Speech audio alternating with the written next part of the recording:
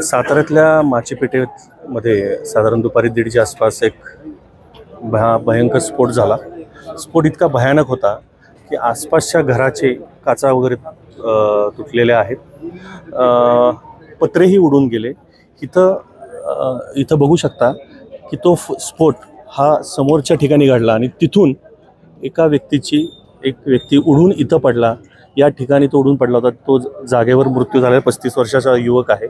आता म्हणजे ह्या स्फोटाची तपासणी, नेमका हा स्फोट कशामुळे झाला, आता इथल्या ज्या स्थानिक लोकांकडून थोडीशी माहिती आपल्याला जी मिळत आहे की हा स्फोट काही कॉम्प्रेसरमुळे झालेला नाही, वेगळ्या कुठल्या तरी कारणामुळे झाला अशी आपल्याला मिळालेली आहे। दुसरी गोष्ट, कारण का कॉम्प्रेसरचा विषय घेतला तर कॉम्प्रेसर आहे त्या जागेच आहे, त्याच्यामुळं नेमका हा स्फोट कशामुळे झाला, कुठला पदार्थ होता ज्याच्यामुळं एवढा मोठा स्फोट घडू शकला आणि पत्रे एवढे लांब उडाले, घरांच्या काचा तुटल्या, हे सगळे असा इन्व्हेस्टिगेशनचे प्रकार आहेत। त्याच्यामध्ये आता सातारा पोलिसांनी मोठी यंत्रणा राबवलेली आपण बघू शकता। ठिकाणावरती हा स्फोट घडलेला आहे। तिथं आता सातारच्या ज्या पोलीस ॲडिशनल SP आहेत वैशाली कडूकर, या स्वतः इथं घटनास्थळी आहेत। सातारचे जे गुन्हे अन्वेषण विभाग LCB असेल, तसंच स्थानिक गुन्हे अन्वेषण शाखा असेल, याचे सर्व कर्मचारी आत्ता या ठिकाणी उपस्थित आहेत आणि हा जो स्फोट कशामुळे झाला, काय झाला, याची बारकाईने तपासणी केली जात आहे। आसपासची जी लोकं आहेत त्यांच्याकडनंही विचारपूस केली जात आहे की नेमका हा स्फोट कशामुळे झाला असेल, काय झाला असेल, यामागचं नेमकं कारण काय असेल, याची सगळी आता तपासणी सातारा पोलीस दलामार्फत केली जात आहे। साताऱ्यात हा जो स्फोट घडलेला आहे, माझ्या समवेत इथं प्रत्यक्षदर्शी आहेत, त्यांच्या कानालाही मोठी इजा झालेली आहे।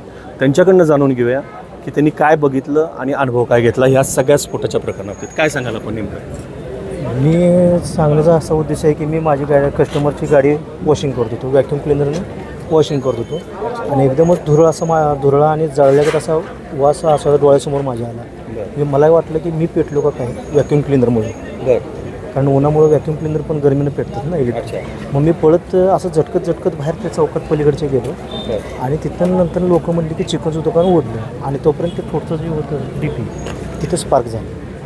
तिथं स्पार्क झाल्यामुळे ती बघितलं आणि परत नंतर 10 मिनिटांनी चिकनचं दुकान बघितलं, ते गायब झालं दिसलं। तुम्ही किती अंतरावर होता? स्फोटाचं किती अंतर होतं तुमचं? माझं अंतर म्हणजे ही गाडी आणि हे दुकान म्हणजे साधारण 10 ते 20 फुटावरच तुम्ही होता? तेवढंच। आता मला एक सांगा, हा जो स्फोट घडला नेमकं तुम्ही काय बघितलं, काय झालं नेमकं ते सांगा। नाही, मला काहीच दिसलं नाही, नो आयडिया, काय कळालंच नाही मला। मी माझ्या कामात व्यस्त होतो आणि काय झालं, एकदम आवाज आला आणि माझ्या डोळ्यासमोर असं धुरळा वादळ कसं आपलं होतं तसं धुरळा सगळं नाकात तोंडात माझ्या गेलं। स्फोटाची भयानकता किती मोठी होती? भरपूर मोठी, की मला अजून ऐकू येत नाही, अजून ऐकू येणं झालं। बरं, कशाचं असेल, काय असेल काय सांगता येणार, काय असेल काय सांगू शकत नाही, कारण ते चिकनचं दुकान होतं। अच्छा, तर एकंदरच हे प्रत्यक्षदर्शी आहेत जे सांगत आहेत की हे चिकनचं दुकान होतं आणि स्फोट नेमका कशामुळे झाला हे सांगत आहेत। पण मात्र एक ते आवर्जून सांगतात की मी 10 फुटाच्या अंतरावरच होतो, पण मी वाचलो आणि हा स्फोट इतका भयानक होता की माझ्या आता कानाला पण कमी ऐकू येत आहे। याच गॅरेजच्या समोर हा स्फोट झालेला आहे। हे गॅरेज आहे, या गॅरेजपासून साधारण 5 ते 10 फुटाच्या अंतरावरती हा स्फोट झाला। हा स्फोट इतका भयानक होता, ही गॅरेजची परिस्थिती आपण बघू शकता। ही गाडी आहे, या गाडीवर प्रेस लिहिलेलं नाव दिसते बघा तुम्हाला, प्रेस लिहिलेलं कोणाची तरी प्रेसवाल्याचीच गाडी दिसते। इथं बघा पत्रे उडून पडलेले आहेत आणि हा गॅरेजचा समोरचा भाग, हे असलेलं इथं चिकनचं दुकान, या चिकनच्या दुकानामध्ये हा स्फोट झाला। आणि जे समोर दिसतं आहेत ही कुठली तरी पावडर आहे, ही पावडर आता बॉम्ब स्क्वॉड पथक असेल किंवा इन्व्हेस्टिगेशनची जी टीम आहे, ATSची टीम आहे, यांनी हे सगळे नमुने घेतलेले आहेत, त्यांचं आता काम चालू झालेलं आहे। थोडंसं मी जिथं ही घटना घडली ही तुम्हाला मी फिरून दाखवीन की हा प्रकार कसा घडला ते। या चिकनच्या दुकानामध्ये भयानक होती की तुम्ही विचारही करू शकत नाही की ज्या प्रमाणामध्ये हा स्फोट घडला आणि त्यानंतर पत्रा उडून गेला, तो साधारण तिथं बघू शकता हा 100 फूट पत्रा उडून गेलेला आहे। आता दुसरी गोष्ट की इथं ज्यावेळेस हा स्फोट घडला त्यावेळेस ही काही ज्वलनशील पदार्थ नेमका कुठला होता, काय होता, हा आता महत्त्वाचा भाग आहे।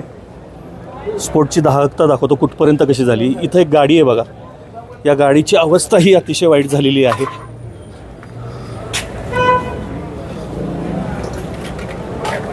हे साधारण हा जो स्फोट आहे, ह्या स्फोटामुळं कुठपर्यंत लोकांना त्रास झाला असेल याचं आपण बघू शकता. हा संपूर्ण परिसर आहे. या भागामध्ये सर्वजण हिंदू मुसलमान सगळे एकत्र राहतात. इथं कुठलाही असा वाद तंटा नाही आहे. दुर्गोत्सव उद्या चालू होणार आहे आणि त्याच्या आदल्या दिवशी हा स्फोट घडल्यामुळे लोकांमध्ये तर्कवितर्काशी काही प्रश्न चालू झालेले आहेत. हा पत्रा इथपर्यंत उडालेला आहे आणि थेट ती जी बिल्डिंग दिसते, ती मोठी बिल्डिंग, तिथपर्यंत साधारण याची दाहकता जाणवलेली आहे. फार मोठी गर्दी सातारकरांची या परिसरामध्ये झालेली आहे घटना बघण्यासाठी. आपण बघू शकता हे संपूर्ण एरिया हा माचीपेठेचा एरिया आहे आणि या एरियामध्ये घटना घडली तो हा भाग. पुन्हा मी एक तुम्हाला आत घेऊन जाणार आहे. आता पोलिसांसमोर नेमकं आव्हान म्हणजे ATS समोर असेल, बॉम्ब स्क्वॉडसमोर आव्हान ही फार मोठं आहे की नेमका हा स्फोट कशासाठी घडला, कशामुळं घडला, कुठला पदार्थ होता ज्याच्यामुळे एवढी मोठा स्फोट घडला. एका व्यक्तीचा जीव गेला, त्या व्यक्तीचा जीव साधासुद्धा गेला नाही तर साधारण तो व्यक्ती 10 ते 20 फूट उडाला गेला आणि त्याच्या शरीराला फार मोठी इजा झाली. त्याच्याबरोबर 1-2 जण जखमी झालेले आहेत. त्यांचीही प्रकृती आता अत्यवस्था आहे, त्यांच्यावरती उपचार केले जाते. अनेकांच्या कानांना इजा झालेली आहे कारण का स्फोटची दाहकता इतकी जोरदार होती की अनेकांना आता या परिसरामधल्या लोकांना कानाला नीट ऐकू येत नाही आहे. इथं बघू शकता हे पत्रे बघा, हे सगळे या दुकानाचे पत्रे आहेत आणि दुकानाच्या पत्रे तसेच काचा या घराच्या काचा नेमक्या खाली पडलेल्या आहेत. तर आता आपण नेमकं जाणून घेणार आहोत की ह्या सगळ्या प्रकरणामध्ये नेमकं काय झालं असेल, कसं झालं असेल. याच्यासाठी आता आपण जे सरकारी अधिकारी आहेत म्हणजे पोलिसांचे जे प्रमुख आहेत, अप्पर पोलीस अधीक्षक, यांच्याशी बोलण्याचा प्रयत्न करणार आहोत.